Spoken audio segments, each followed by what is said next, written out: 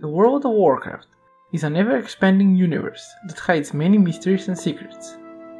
The hidden vendors around Azeroth may provide a convenient way to clear out your bags without any backpedaling, or offer some rare items or recipes.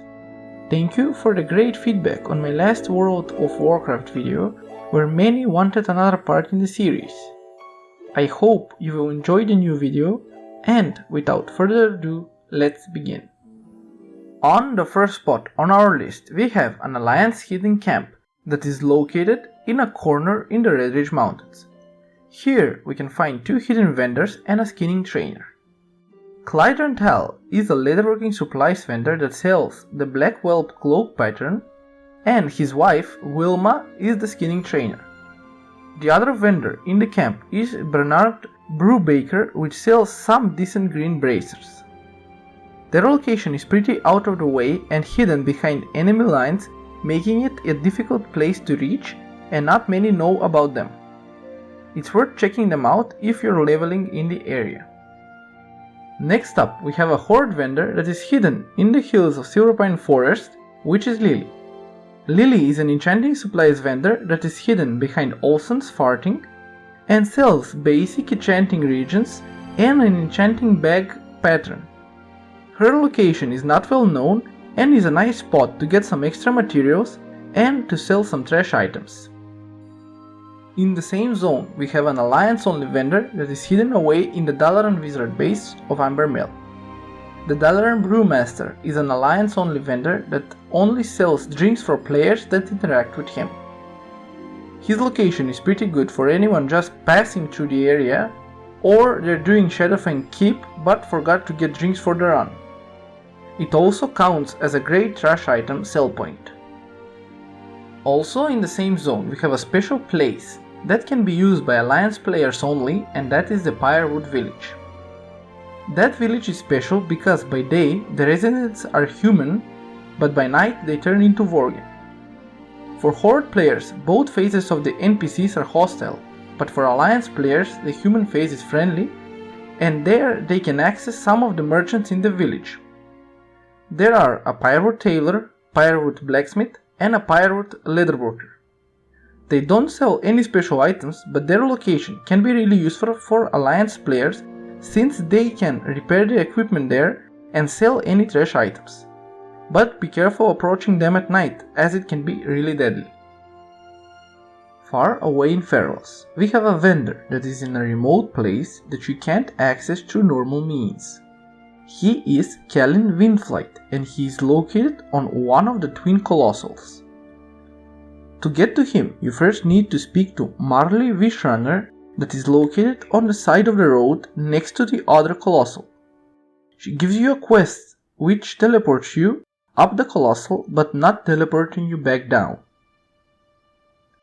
Here is where the vendor comes into place, because he sells the only way down the mountain, and that is the Colossal Parachute. The Colossal Parachute is a bind-on pickup and disappears if it isn't used in 20 minutes. When you jump with it, don't use it immediately since its effect only lasts for 10 seconds. This duo is pretty neat, and the top of the Colossal is pretty chill and beautiful, but quite out of the way for most, so not many people have met these on their travels. The next vendor we have is located in the middle of nowhere in the Badlands, and that is the Blacksmithing Supplies vendor Jazek. He is a goblin vendor that is in a camp with 2 other NPCs who sells basic blacksmithing supplies and the plans for the solid iron maul. His location is pretty out of the way, and he is neutral for both Alliance and Horde, so he can be a great place to sell some trash items to clear out the bags or just repair your gear while you're questing or farming in the area. The next vendor we have is rather important, and that is the vendor in Hillsred, Zixel. He is well known by many players and not hidden because he travels through South Shore and Terran Mill and makes a stop at the ruined tower between them. He is rather important because he sells a big amount of items, he sells some green belts for casters, a few offhands, and a bunch of patterns. The most important is the schematic for the Goblin Jumper cables for engineers. Those can be used and are highly sought after by engineers, so it can fetch quite a price on the auction house. So it's pretty worth to check him out whenever you can. Another hidden vendor in this zone is Chris Legas, that is located in the back of Drunhold Keep, hidden behind a wall at the far end. Any agility users would most definitely want to pay her a visit, as she sells some nice agility gear, and as this area is a highly used farming spot, you can easily sell any trash items without any backpedaling. Next, we have two Alliance vendors who are located in the middle of nowhere in the wetlands. Fred Swiftgear is found near the rundown windmill and he sells engineering supplies. He sells many engineering materials as well as two engineering schematics, which are the lovingly crafted boomstick and the miner recombobulator.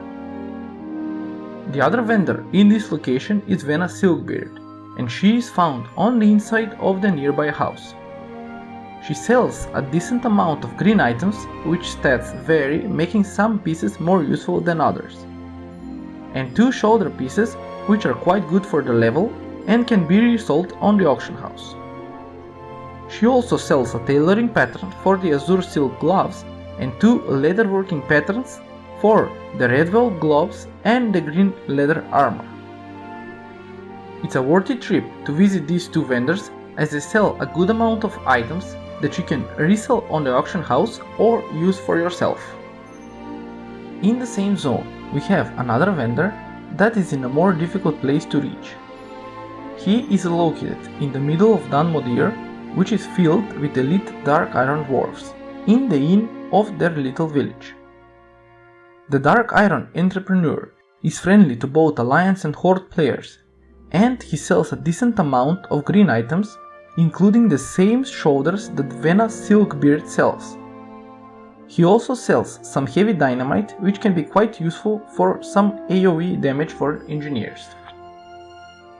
In the Barrens, we have a hidden vendor for Alliance players only that can be useful as a trash sell point for his location, and that is Maljin Barley Brew. He is located in the Bildun fortress near the Razorfen Down instance. He is on the inside of the fortress behind the counter and sells alcoholic beverages to Alliance players. The ability to sell items to him is great for his location, as you can clear your bags, but be careful, since he is specified as a rare, he may be the target of Horde players questing in the area.